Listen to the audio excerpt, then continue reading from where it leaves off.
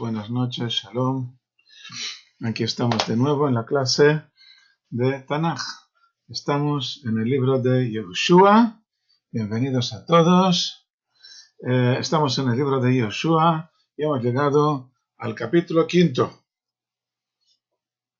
Capítulo 5, después de haber atravesado el río Jardén, y nos preparamos ya para empezar la conquista de la tierra prometida, de la tierra santa, y vamos a ver los detalles, los problemas, los temas que nos salen al camino, que como siempre parecen temas secundarios a primera vista, pero cuando nos fijamos un poco con atención nos damos cuenta de que precisamente en los pequeños detalles hay cosas muy interesantes.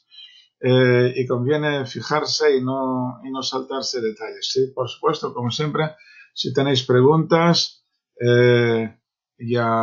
por supuesto podéis hacerlas y espero poder contestarlas a todos satisfactoriamente.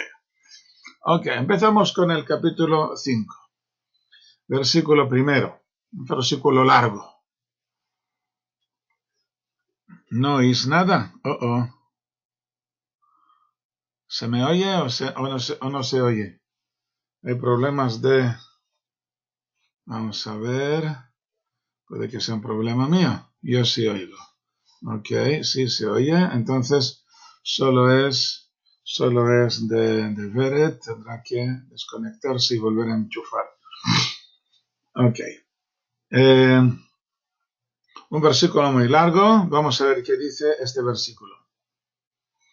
Y aconteció, al oír todos los reyes de los amorreos, que estaban al otro lado del Jardén, hacia occidente, y todos los reyes de los cananeos que estaban junto al mar, cómo el Señor había secado las aguas del Jardén delante de los hijos de Israel hasta que ellos habían pasado, se derritieron sus corazones y ya no había aliento en ellos a causa de los hijos de Israel.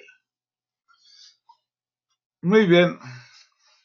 En realidad esto ya hemos visto algo de esto cuando oímos a la señora Rahab, cuando alojó a los dos espías en su casa. Ella ya nos dijo por su boca algo parecido, pero hay aquí algo interesante que conviene tener en cuenta, y dice lo siguiente. Esta expresión, aconteció al oír, bienvenido Miquel. Aconteció al oír. Esta expresión se repite 4 veces. Aquí y al principio de los capítulos 9, 10 y 11. Aconteció al oír. En cada una de las veces se trata de una nueva fase de la reacción de las naciones cananeas ante la amenaza de los hijos de Israel. En nuestro capítulo, que es la primera vez que aparece esta expresión, aconteció al oír, la primera vez que aparece esta expresión, se relata el asombro y el shock que sufren los pueblos cananeos al percatarse del milagroso modo en que los hijos de Israel pasaron el Jardén. Shalom, shalom, bienvenidos, Eliezer, Miquel. Shalom, shalom. Shalom. Entonces, aquí se habla del asombro de los están bajo shock, sí, y por lo tanto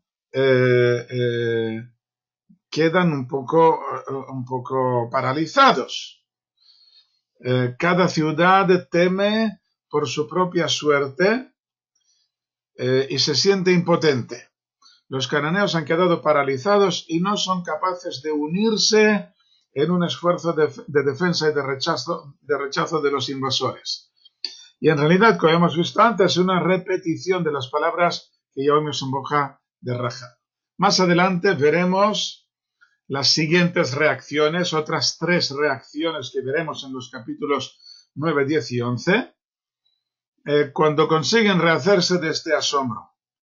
Estos versículos que vemos aquí, en realidad deberían estar al principio del capítulo siguiente, del capítulo 6, en que se relata ya el comienzo de la operación contra Jericó.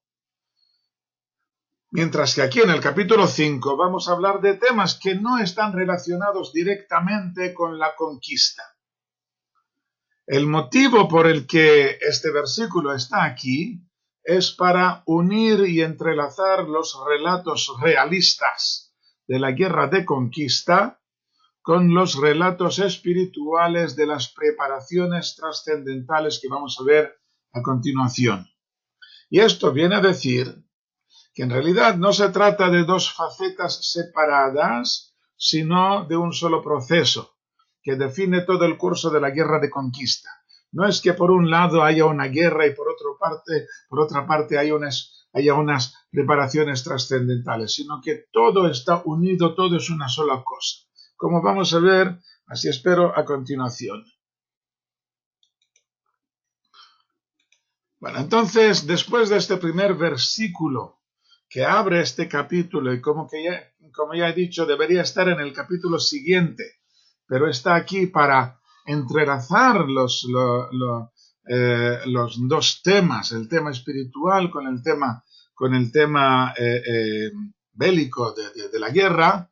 Entonces vamos a ver qué dice ahora aquí a continuación este capítulo. Este capítulo es cortito, no hay muchos versículos, pero es un capítulo muy denso, muy espeso, con muchos temas que conviene fijarse, como ya he dicho antes, conviene fijarse en los pequeños detalles, porque a veces nos echan una luz nueva sobre todo el tema en general. Versículo segundo. Acaban de atravesar el río Jardén el día 10 de Nisan, y el día siguiente se levantan por la mañana, versículo 2, y aquel tiempo el Señor dijo a Josué, hazte espadas de pedernales y vuelve a circuncidar por segunda vez a los hijos de Israel. ¿Cómo? No, ¿qué va? Está todo bien aquí, no habrá ningún problema. ¿Por qué tienes problemas tú con el audio? No lo sé. No, tu audio está bien, en teoría está bien. Tú estás con el teléfono, veo,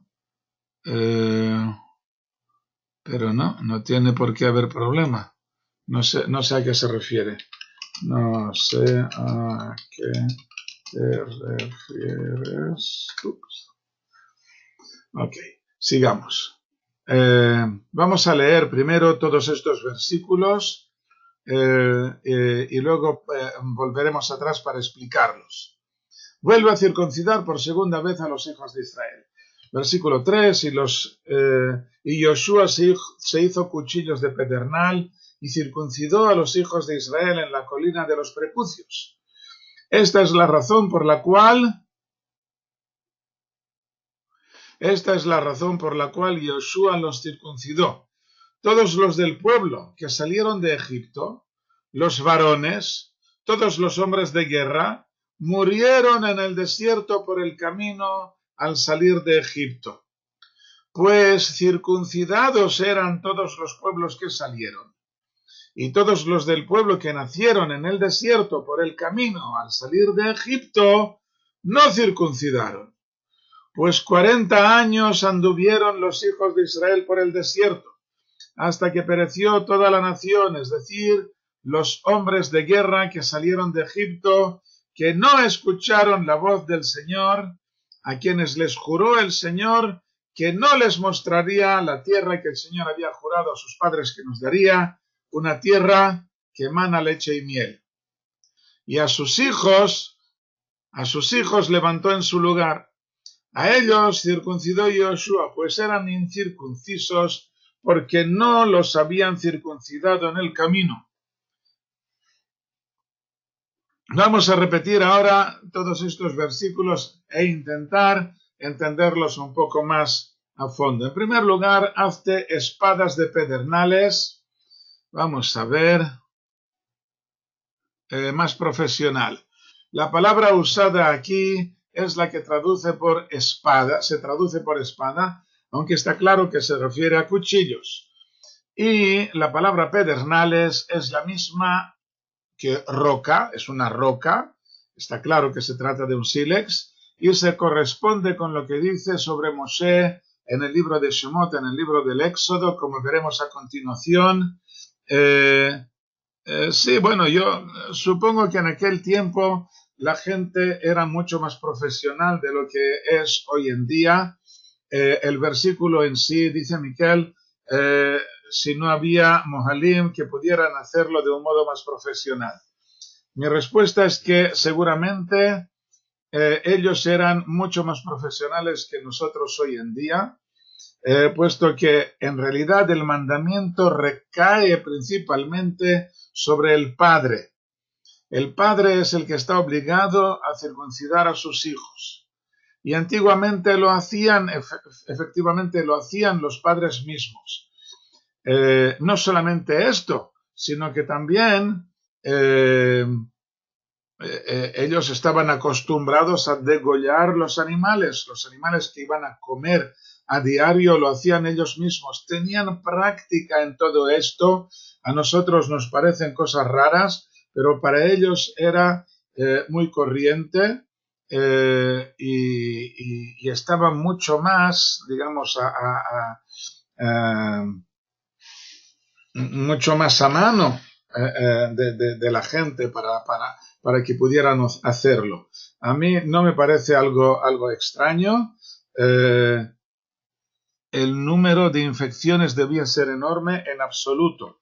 Vamos a explicar ahora a continuación cómo se hace. No había infecciones en absoluto. Llevamos 3000 años practicando la circuncisión y los casos de que haya habido problemas con la circuncisión son poquísimos y se trata siempre, fíjate, las infecciones que hay en las circuncisiones son las que las hacen los médicos, no las que hace el experto judío, el mohel, que está preparado para esto. Los problemas, no sé si infecciones, pero los problemas que hay con las circuncisiones son siempre en los quirófanos. Cuando se hace de un modo corriente, del modo adecuado en la sinagoga, en la casa del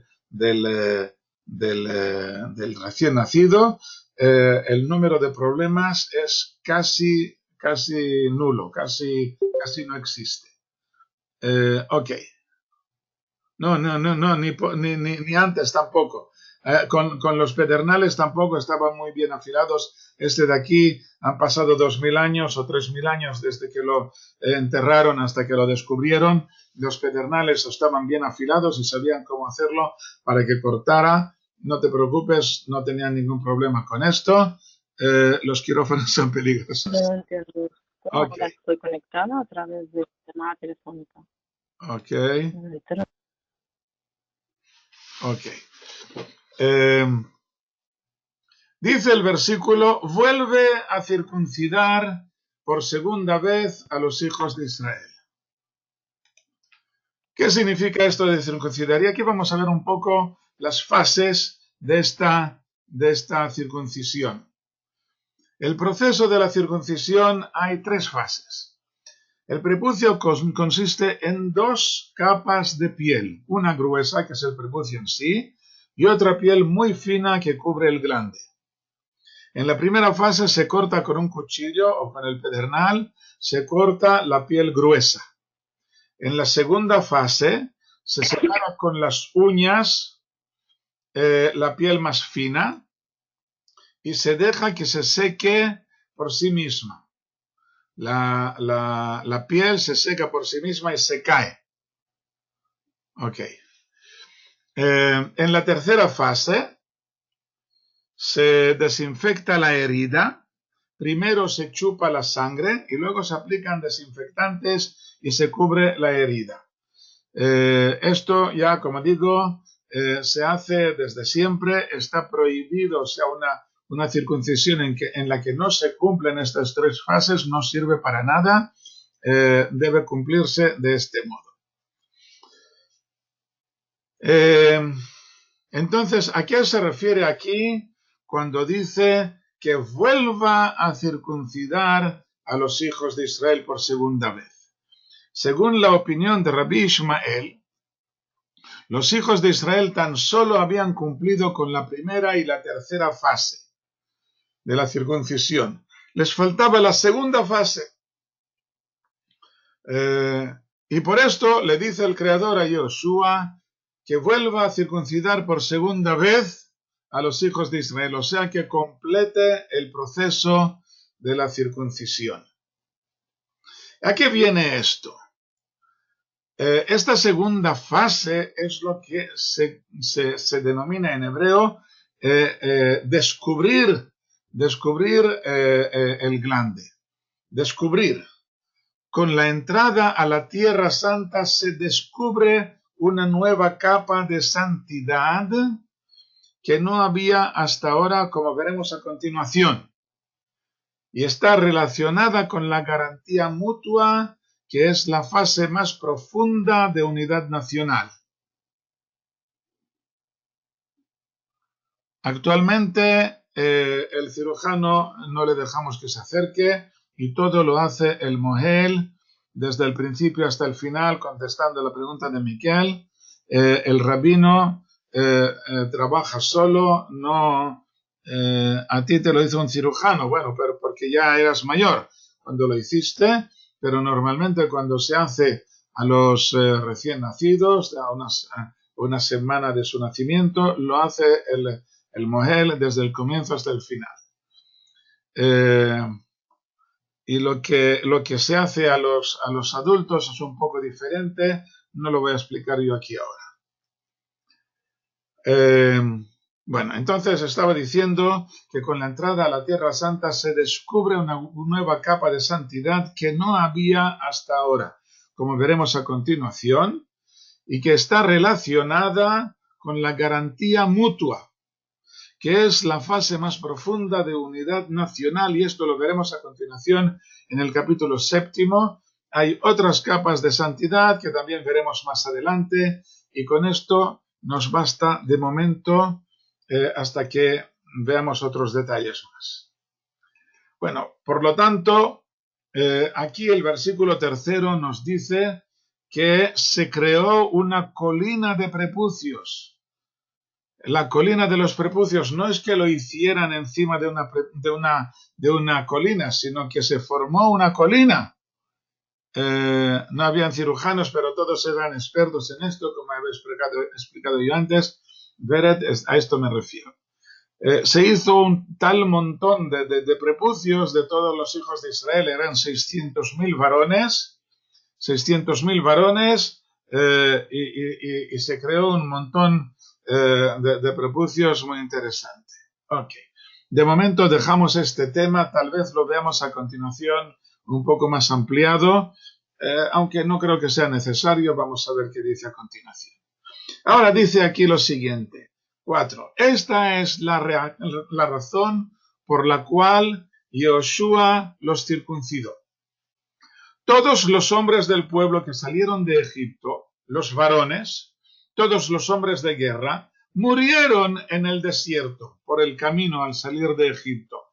Esto es el castigo por el pecado de los espías, como ya sabemos. Versículo 5. Pues circuncidados eran todos los del pueblo que salieron, y todos los del pueblo que nacieron en el desierto por el camino al salir de Egipto, no circuncidaron. Vamos a ver qué tengo preparado yo aquí. Circuncidados eran todos los del pueblo. La palabra en hebreo para circuncisos o circuncidados es mulim o nimmolim. Y para el incircunciso se dice arel. Son dos palabras completamente diferentes, no como en castellano que es circunciso y incircunciso, sino que son dos palabras completamente diferentes. Los cananeos no practicaban la circuncisión, está clarísimo, y los filisteos tampoco. En cuanto a los egipcios, hay pruebas arqueológicas e historiológicas que apuntan a la posibilidad de que sí la practicaran. Hay un bajorrelieve en la tumba de Anjmajor, cerca de la pirámide de Teti, al sur del Cairo, que representa la circuncisión de unos varones adultos. Esta es la pirámide de Teti, está en muy mal estado, y un poco más al norte, unos pocos metros al norte, está la tumba de Anjmajor, que era un escriba, algo así. Él mismo no era médico, pero en su tumba se descubrieron unos dibujos, unos relieves muy interesantes sobre medicina, y entre ellos se ve claramente uno en que se practica la circuncisión. También Heródoto, un historiador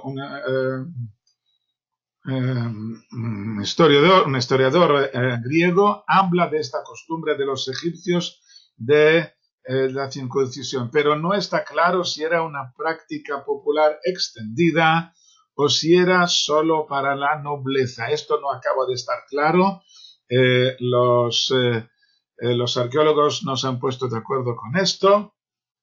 En realidad hay solamente estas dos pruebas. Este dibujo que hay en la matuba de Anjmajor y el relato de Heródoto. Estas son las dos únicas pruebas que tenemos. De todos modos, hay varias diferencias entre la circuncisión halágica y la quirúrgica, que no vamos a ver aquí todas las diferencias que hay, pero sí podemos citar el hecho de que los egipcios la practicaban en adultos, según lo que vemos aquí y según lo que dice Heródoto, lo practicaban en adultos, mientras que nosotros lo hacemos a los 8 días del nacimiento. El Midrash dice que cuando Yosef se convirtió en virrey, una de sus primeras acciones fue la de establecer la circuncisión en Egipto, aunque esto no acaba de cuadrar con las cronologías egipcias, pero esto viene a ratificar de algún modo de que efectivamente los egipcios en algún tiempo, en algún momento, sí que practicaban la circuncisión. Ok. Y ahora llegamos a nuestro momento, al momento de la salida de los hijos de Israel de Egipto. Y aquí, según el Midrash, la práctica de la circuncisión entre los hijos de Israel en Egipto, sorprendentemente había caído en desuso. Y para poder salir de la esclavitud de Egipto, tuvieron que circuncidarse los que aún no lo habían hecho. Y a esto se refiere el profeta Ezequiel, cuando dice en el capítulo 16, y te dije, en tus sangres vivirás, en tus sangres vivirás. Y se refiere en la sangre de la circuncisión y en la sangre del sacrificio de Pesaj que hicieron la noche antes de salir.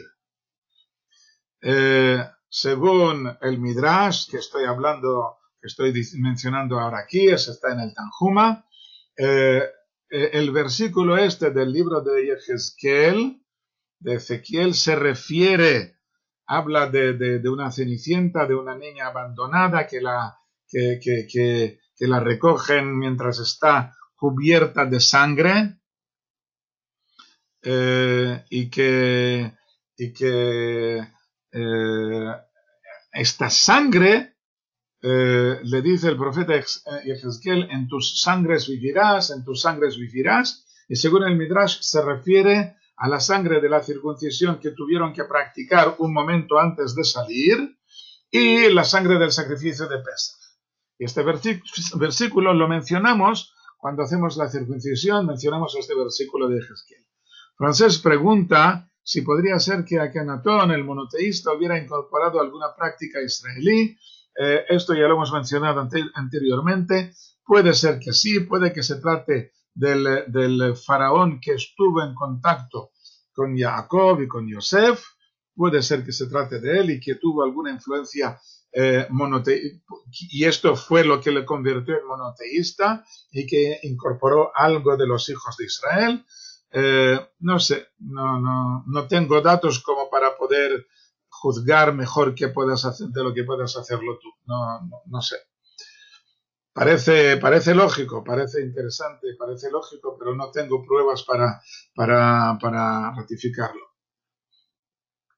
En el libro de Bereshit, en el Génesis capítulo 17, Abraham recibe el mandamiento de la circuncisión. En el mandamiento se enlazan dos temas que a primera vista son diferentes. Los versículos dicen así: estableceré mi pacto entre mí y ti, entre tu descendencia tras de ti por sus generaciones, como pacto eterno para ser tu Dios, y a tu descendencia tras de ti. Y te daré, y a tu descendencia tras de ti, la tierra de tus peregrinaciones, toda la tierra de Canaán como posesión eterna, y seré vuestro Dios. Y dijo Dios a Abraham: tú guardarás mi pacto, tú y tu descendencia tras de ti, por sus generaciones. Este es mi pacto que guardaréis entre mí y vosotros, entre tu descendencia tras de ti, por sus generaciones, circuncidad entre vosotros a todo varón. Ok, en segundo vamos a ver qué me han escrito aquí en el chat. Miquel dice: parece extraño que los esclavos israelitas en un medio olvido del Creador tuviesen tanto conocimiento del bien como para practicarlo antes de la salida a tanta gente. Ok, puede que los que supieran hacerlo pues lo enseñaran o lo practicaran en los demás. No sé, no tengo una respuesta mejor para ti. Francesc dice que cuando cayó el culto de Atón, seguramente ser duramente reprimido, podría ser peligroso en Egipto ser circunciso. Puede ser, ok, no, son especulaciones que no tengo ningún modo de verificar si son ciertas o no. Son puntos de vista interesantes que de momento yo no tengo más datos como para poder inclinarme a favor o en contra.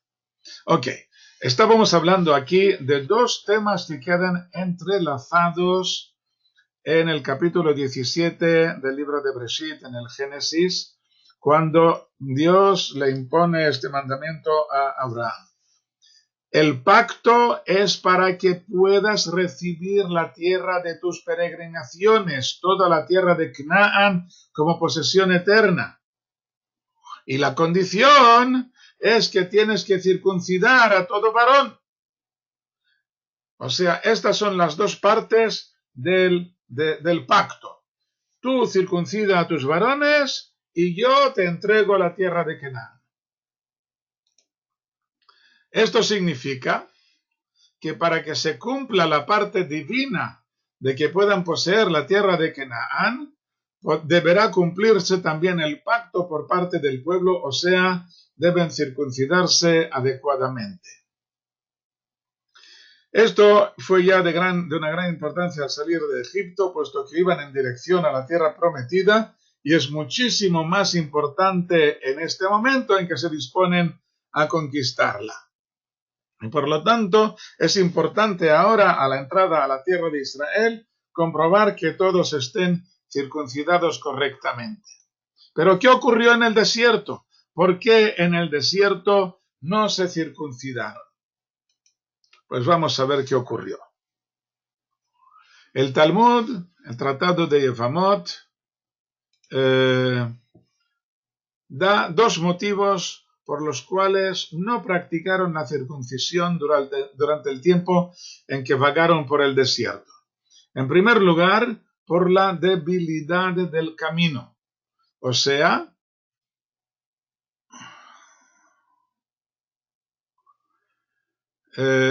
porque estaban en situación precaria de cansancio que resultaría peligrosa para el recién nacido. ¿Quién me pregunta aquí? A ver, un segundo. Teresa. ¿Por qué Dios debió pensar en esto, circuncidar a los hombres como un pacto? ¿Por qué este pacto y no otro? Ok, es una pregunta fantástica, debería haberme dedicado un poco más para explicar este tema, pero no puedo desarrollarlo yo ahora. Tal vez en otra ocasión podamos hablar de esto. De momento ya no, en esta clase de hoy no voy a poder contestarte. Es una pregunta muy buena. La veremos en otra ocasión. Tú me la recuerdas y yo ya lo intentaré meterlo en algún otro lugar. Ok, vemos en primer lugar la debilidad del camino. Están en camino, ir de camino en aquel tiempo era un súper cansancio, te dejaba para el arrastre, estabas completamente destrozado por el camino, hasta tal punto que cuando llegabas a tu meta debías descansar varios días sin hacer nada, dormir 72 horas seguidas sin poder ni moverte.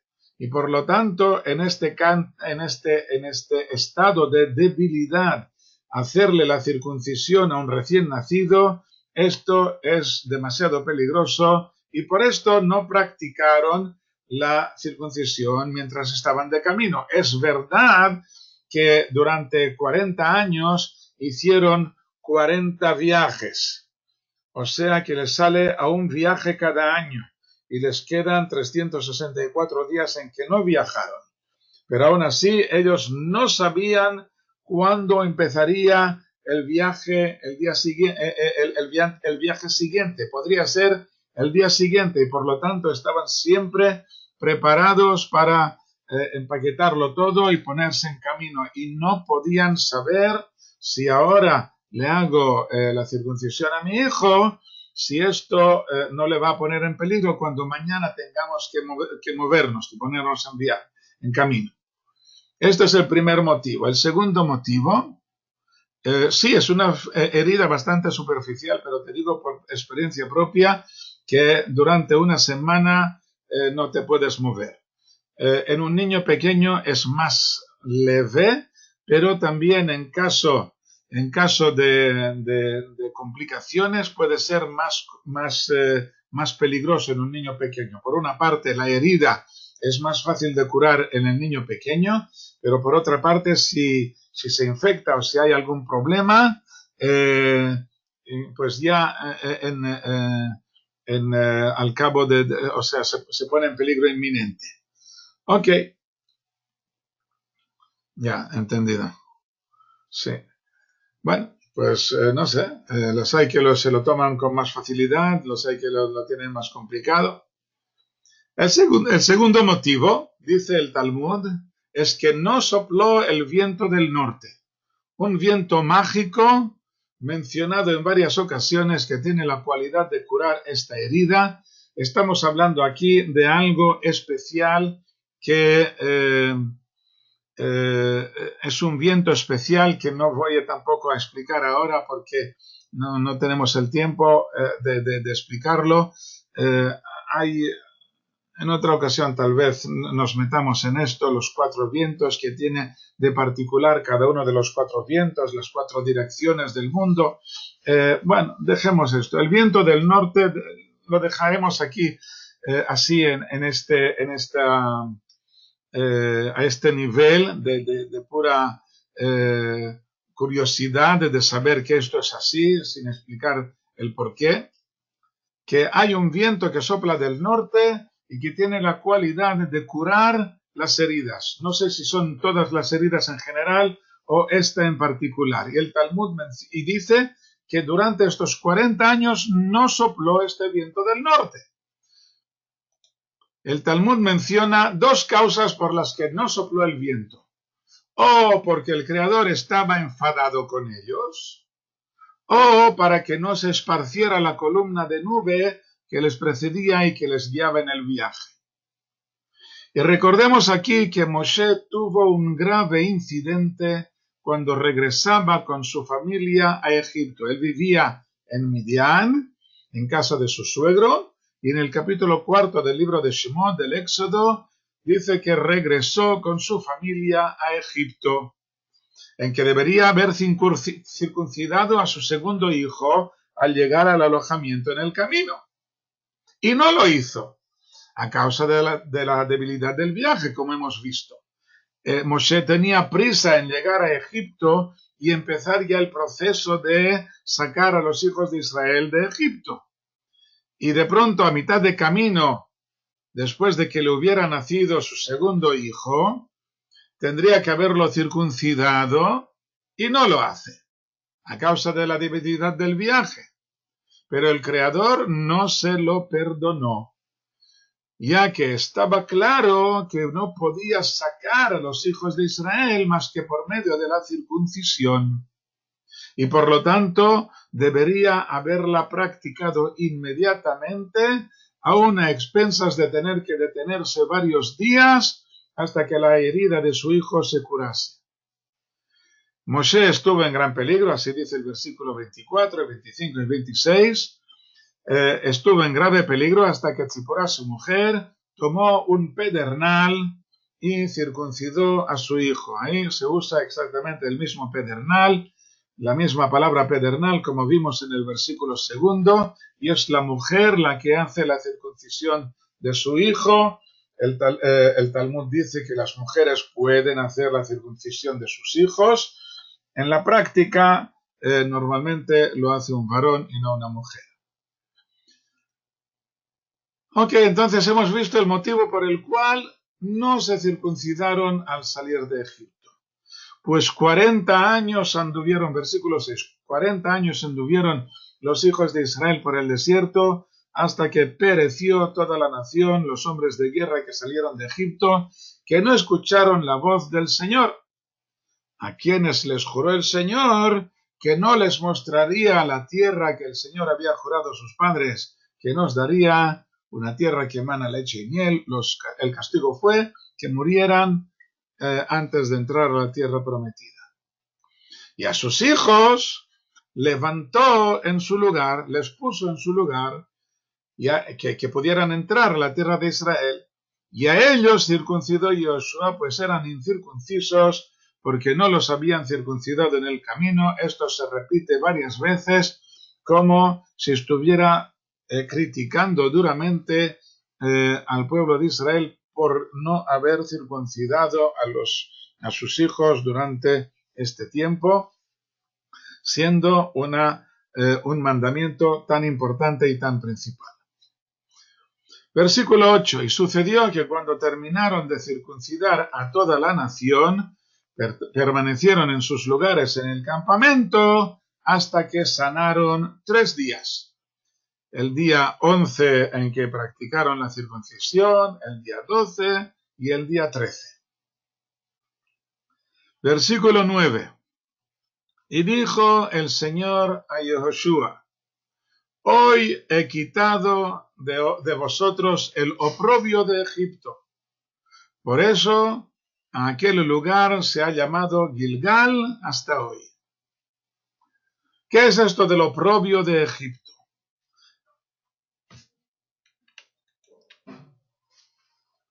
Vamos a ver. En la octava plaga, en el libro de Shemot, capítulo 10, Éxodo, capítulo 10, hay una discusión entre Moshe y el faraón, que se niega a dejar a los hijos de Israel, dejar salir a los niños junto con los adultos. Ya se ha acostumbrado a la idea, ya se ha hecho la idea de dejar salir a los adultos después de 7 plagas, pero no quiere dejar salir a los niños. Versículo 9. Dijo Moshe: con nuestros jóvenes y nuestros ancianos iremos, con nuestros hijos y nuestras hijas, con nuestro ganado menor y ganado mayor iremos, pues tenemos fiesta del Señor. Y les dijo el faraón, les contestó el faraón a Moshe y a Aarón, les dijo: así sea el Señor con vosotros, al enviaros a vosotros y a vuestros pequeños. Que Dios os guarde. Ved que hay un mal ante vuestra faz. No sea así. Id vosotros, los varones, y servid al Señor, pues esto es lo que pedís.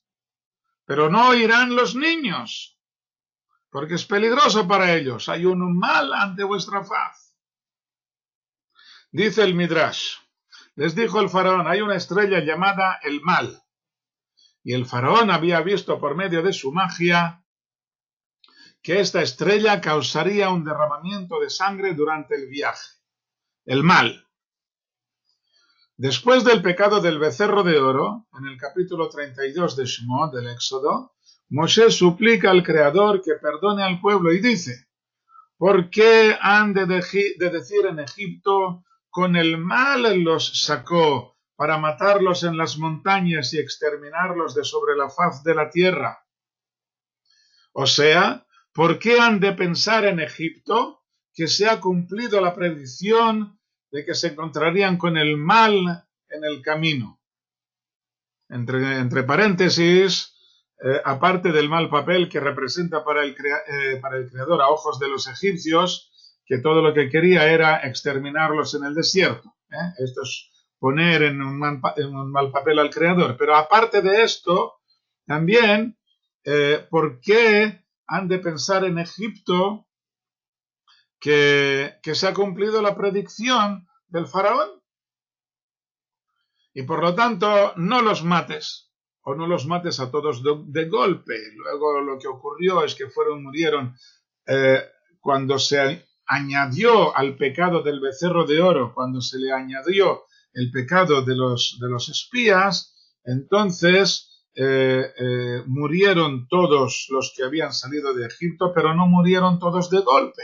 Iban muriendo a lo largo de los años y así no podía decirse tan claramente que fuera por el mal, por esta mala estrella. Pero ahora que han acabado el camino, se ha quitado el oprobio de Egipto. Lo que había previsto el faraón era en realidad la sangre de los que se circuncidaban ahora al entrar a la Tierra Santa. El verbo galloti, quitar, que aparece aquí, viene de la raíz galal, que en realidad significa hacer rodar o alejar rodando. Esto aparece en la parashá de esta semana, cuando dice que Jacob hizo rodar la piedra que cubría la fuente para abrevar al ganado de Rachel. Bueno, entonces, quitar el oprobio, usando este verbo galloti, esto da lugar al nombre del campamento Gilgal, que como veis aquí se repiten las dos primeras letras a la derecha, Gimel Lamed, y aquí se duplica, Gilgal.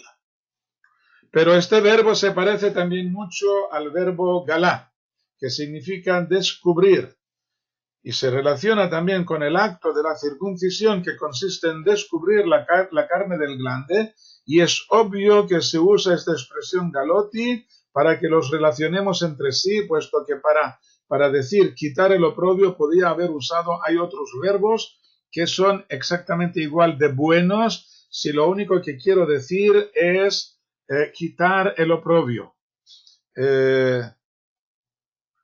Cuando se usa este verbo, está claro que quiere relacionar el verbo galal con el verbo galá. Para que relacionemos también el descubrir, aquí hay un descubrimiento, algo nuevo que está ocurriendo con esta circuncisión, se descubre algo nuevo. Vamos a tener que hablar de esto a continuación en otros capítulos, en el capítulo 7. Hablaremos un poco más de esto. Volvamos a nuestro tema. Entonces dijo el Señor a Yoshua, hoy he quitado, ves aquí el verbo galoti y el verbo gilgal. Hoy he quitado de vosotros el oprobio de Egipto. Y por esto aquel lugar se ha llamado Gilgal hasta hoy.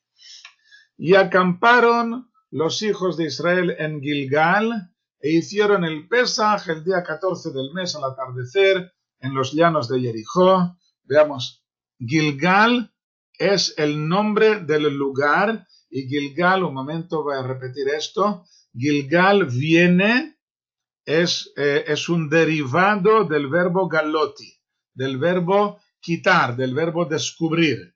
Gilgal le dan el nombre a causa de esto, de lo que habían hecho aquí, de la circuncisión. Esto es el significado de Gilgal, el lugar en que se hizo la circuncisión y se quitó el oprobio de Egipto. Pesaj, una de las condiciones citadas en la Torá, en el libro de Shemot, el Éxodo capítulo 12, para el cumplimiento de este mandamiento del sacrificio de Pesaj, es la obligación de estar circuncidados todos los varones de la familia. El versículo 44 dice: todo esclavo de una persona comprado con dinero lo circuncidarás y entonces comerá de él, del sacrificio. Y luego en el versículo 48 dice: y si vive entre vosotros un extranjero y haga el Pesaj para el Señor, le circuncidarás todos los varones y entonces se acercará para hacerlo, para hacer el sacrificio, y será como el ciudadano de la tierra. Y todo el incircunciso no comerá de él, del sacrificio de Pesaj. Así pues, acaban de cruzar el Jardén el día 10 de Nisan. Al día siguiente, el día 11, llevaron a cabo la circuncisión de todos los varones y tardaron en recuperarse hasta el día 13. Y ahora estamos en el día 14 y por la tarde deben llevar a cabo el sacrificio de Pesaj para poder comerlo por la noche. Muy bien. Pues esto es el segundo tema. El primer tema ha sido el tema de la circuncisión. El segundo tema es el de Pesaj. Llegó el aniversario de la salida, 40 años. Claro, por supuesto que con cordero. No había templo, pero había tabernáculo. Podían hacerlo perfectamente, como dice la Torá, no hay ningún problema. Y ahora llegamos al tercer tema. El tercer tema es el grano de la tierra. Versículo 11. Y comieron del grano de la tierra al día siguiente de Pesaj, ácimos y tostado este mismo día.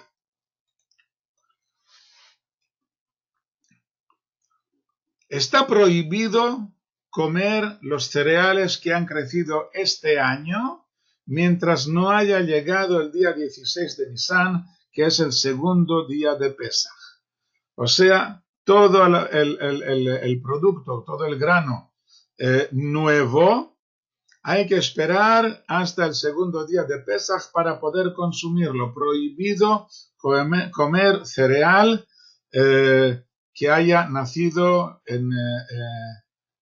que haya sido sembrado después de Pesaj y que aún no haya llegado el Pesaj siguiente.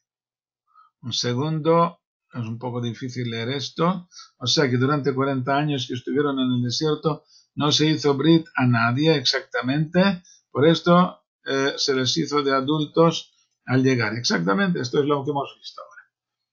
Ok, volvemos al tema del grano nuevo, el cereal. Este mandamiento se denomina el nuevo, o sea, se refiere al cereal nuevo. Y podemos verlo en el libro de Vayikra, capítulo 23. Después de hablar, allí en el capítulo 23, habla de las festividades. Y después de hablar de la festividad de Pesaj,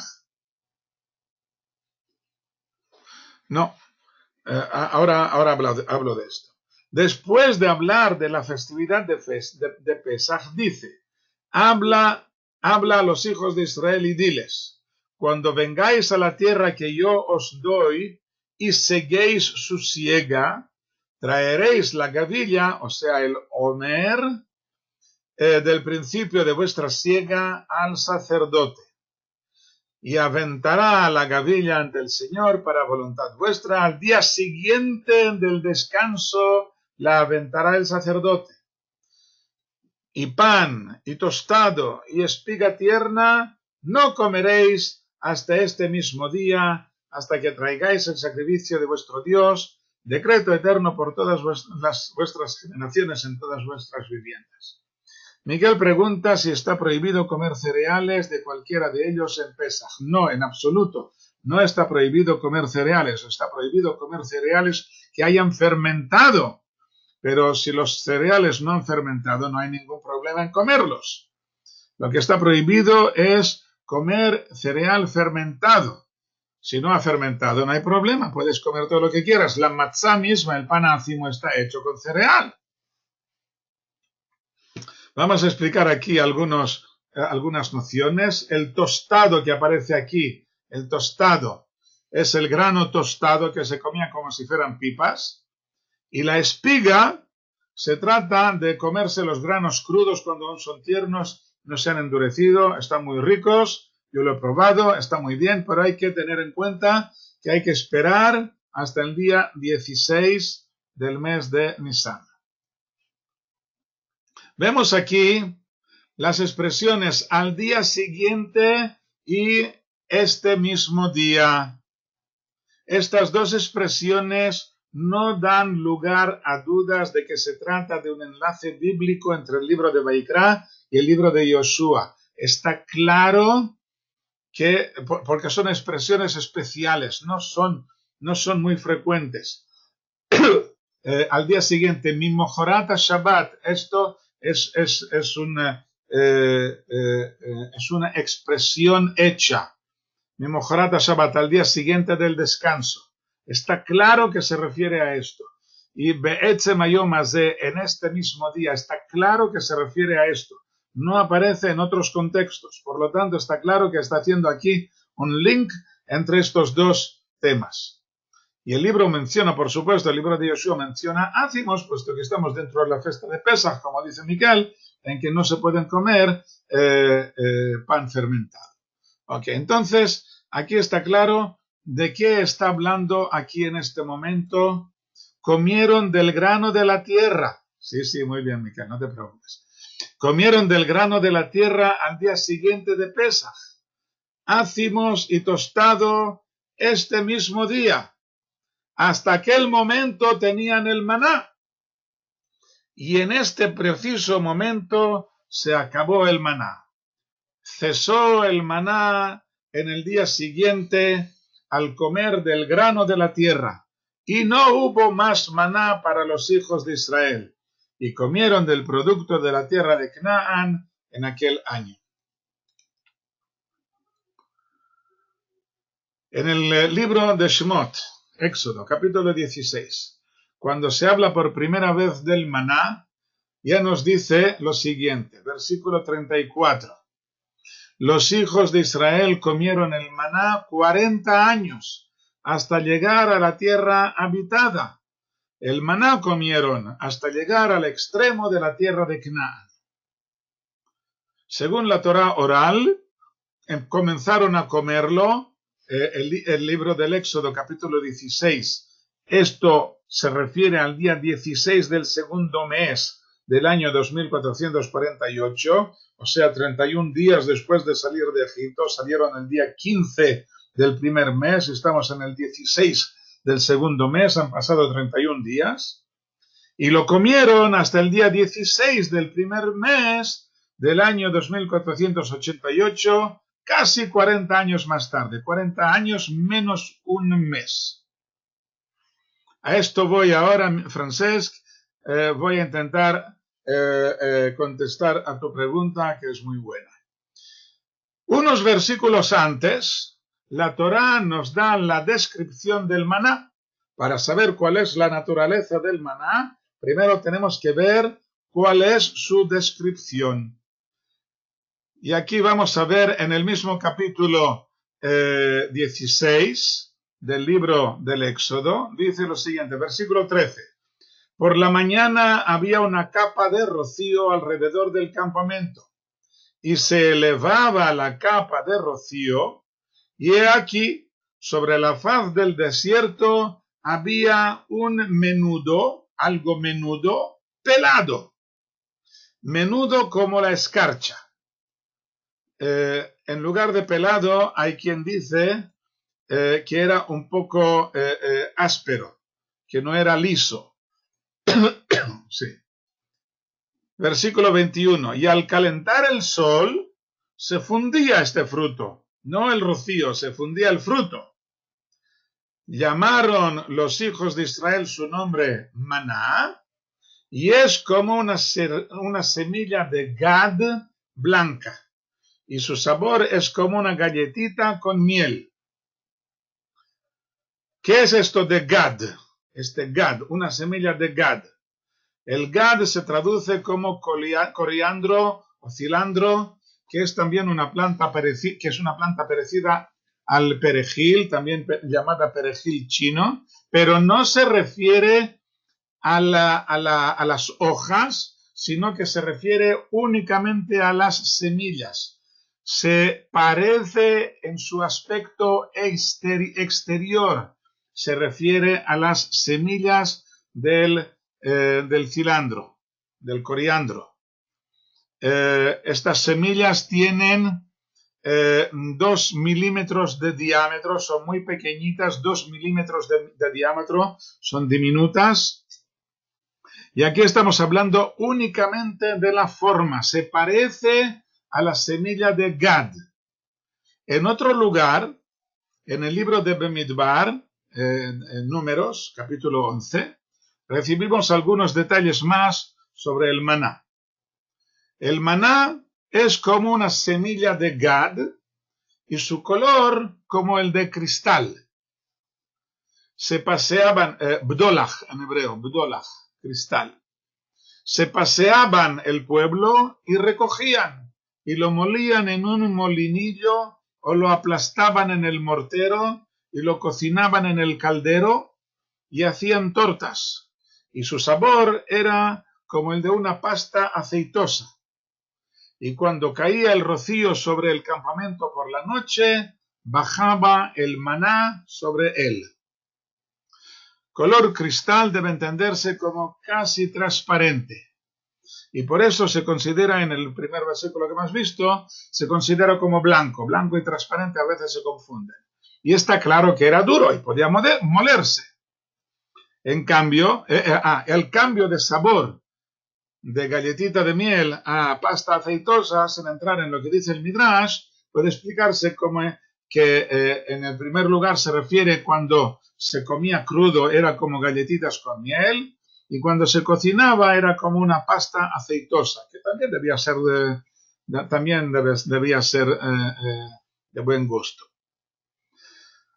También vimos que el maná bajaba sobre el rocío, y en el libro de Shemot dice que cuando se elevaba el rocío aparecía el maná. Por lo que nuestros sabios dicen que había 2 capas de rocío con el maná en medio. Y por esto en Shabbat ponemos las jalás sobre el mantel y las cubrimos con otro mantel, para recordar las 2 capas de rocío del maná.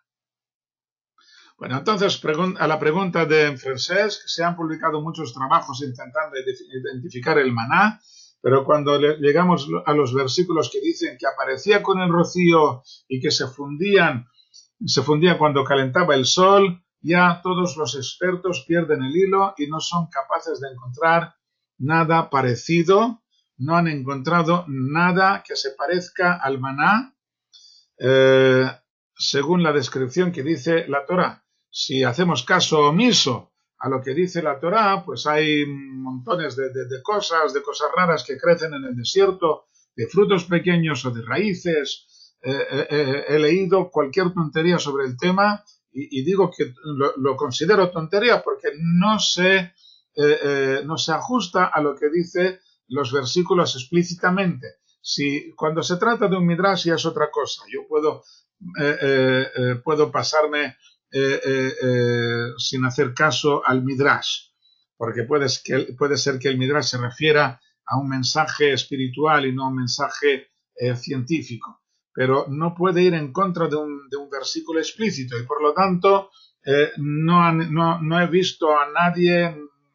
Los mismos científicos dicen que los que han estudiado dicen que no saben de qué se trata. Hay varias especulaciones, pero ya digo que no han encontrado nada. Por cierto, la palabra maná o maná con doble N es en arameo ya que en hebreo es man.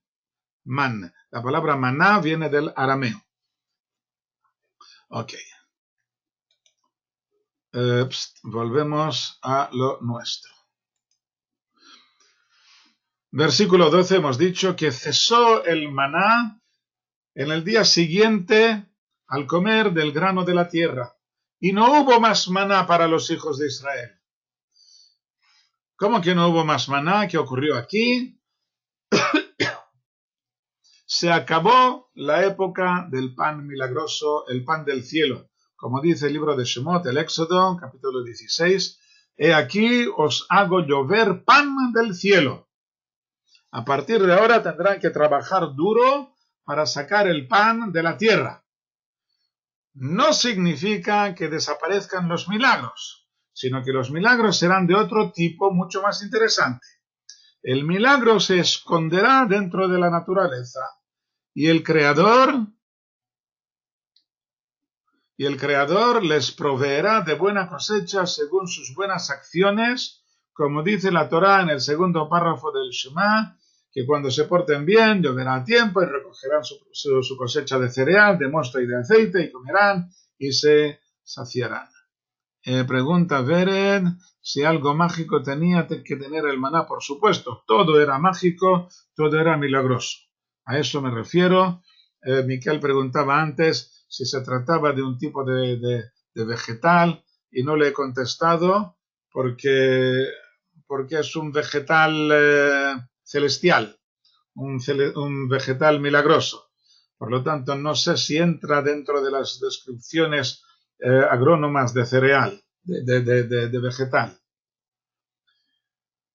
Ok, por lo tanto, estamos hablando aquí de que se acaban los milagros espectaculares y empiezan los milagros dentro de la naturaleza. Que si te portas bien tendrás lluvia y si llueve las plantas crecerán y comerás y te saciarás. Por otra parte, la época en que comieron el maná tuvo también un aspecto muy importante. El Midrash dice que la Torá fue entregada a los que comen del maná, como si esto fuera una condición para poder estudiar, o mejor, para poder captar el verdadero significado de la Torá. En la Torá hay niveles muy superficiales y otros muy profundos. Y tal vez para poder llegar a los más profundos sea necesario un ambiente tranquilo, despreocupado, en que podemos concentrarnos únicamente en su estudio.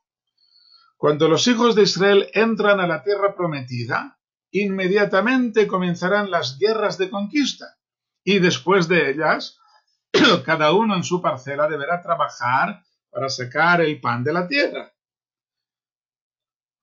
Y de este modo les faltará la tranquilidad que solo tienen los jubilados, y no todos, para poder estudiar la Torá sin tener que preocuparse de ninguna otra cosa. El estudio de la Torá en las nuevas condiciones requiere un esfuerzo sobrenatural que no todos son capaces de hacer. Ajá. A esto voy a hablar un momento, Francés. Voy a contestarte a tu apunte. Hay una famosa polémica en el Talmud en que varios sabios discuten sobre el valor del trabajo físico de la agricultura frente al estudio de la Torá. Si debemos esforzarnos en dejarlo todo para poder estudiar, o si el trabajo de la Tierra Santa tiene valor por sí mismo. Cada uno se queda con su opinión, no se ponen de acuerdo. Estos dos sabios que discuten. Pero el Talmud mismo dice que, sin decir cuál de los dos tiene razón, dice que muchos probaron seguir el punto de vista del primero, de dejarlo todo y solamente estudiar, y no lo logramos. Cierto que hay gente que no hace más que estudiar, pero no es lo que dice el Midrash. Dejarlo todo significa que no te tomas un descansito para tomarte un café, ni tienes vacaciones ni de verano ni de invierno, sino que te contentas con lo estrictamente indispensable para sobrevivir. Y esto es muy difícil de llevar a cabo. Hay muy poca gente que sea capaz de solamente estudiar. Hay diversos modos de estudiar, y esto por supuesto, hay diversos modos de estudiar. No tienes por qué estar sentado en una silla con un libro exactamente. No tienes por qué estar como un asceta, como un monje asceta, en absoluto. Puedes moverte, ir de un lugar a otro, puedes hablar con la gente, pero se trata de aprovechar absolutamente todos los momentos de tu día para el estudio. Todo lo que haces es para estudiar, y esto es muy difícil llevarlo a cabo. Se habla de, no lo he apuntado aquí, pero lo menciono ahora, el punto de vista que dice dejarlo todo para poder estudiar, lo menciona Rabbi Shimon Bar Yochai. Rabbi Shimon Bar Yochai estuvo 12 años encerrado en una cueva junto con su hijo.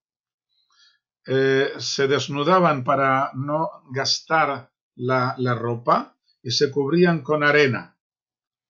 Al cabo de 12 años, cuando salieron de la cueva, estaban llenos de llagas. Se ponían la ropa solamente para rezar. Y luego se la quitaban y se cubrían con arena y así estudiaban. Y se pasaron así 12 años estudiando sin hacer nada más que estudiar.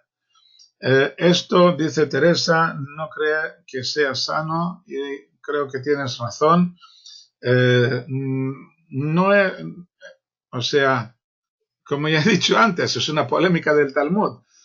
Yo no voy a decir cuál de los dos tiene razón, si es Rabbi Shimon Bar Yochai o si es Rabbi Yehuda que se opone a su punto de vista. Pero de todos modos, está claro que esto es un nivel que está muy lejos de lo que la mayoría, el 99,99% de nosotros somos capaces de llevar a cabo, y por lo tanto no puede considerarse en absoluto una directriz para el pueblo. Puede ser que para personas especiales sea una directriz para ellos, puede ser. Tampoco estoy seguro. Pero está claro que esto no es una directriz para todo el pueblo, y en primer lugar la Torá se refiere a todo el pueblo. Está muy presente en la vida de Israel actualmente. Exactamente. Debemos vivirlo con todas nuestras fuerzas y con todas las facetas de la vida, y no solamente con el estudio en sí. Muy bien, entonces hemos visto estos primeros versículos, los 12 primeros versículos de... A ver, un segundo. Vered. Creo que los milagros terminaron debido a que se cumplió la palabra de Dios en la tierra fértil. Sí, estoy de acuerdo. Ahora sois vosotros los que tenéis que trabajar y producir lo mismo por medio de las leyes de la naturaleza y no por medio de las leyes de la sobrenaturaleza.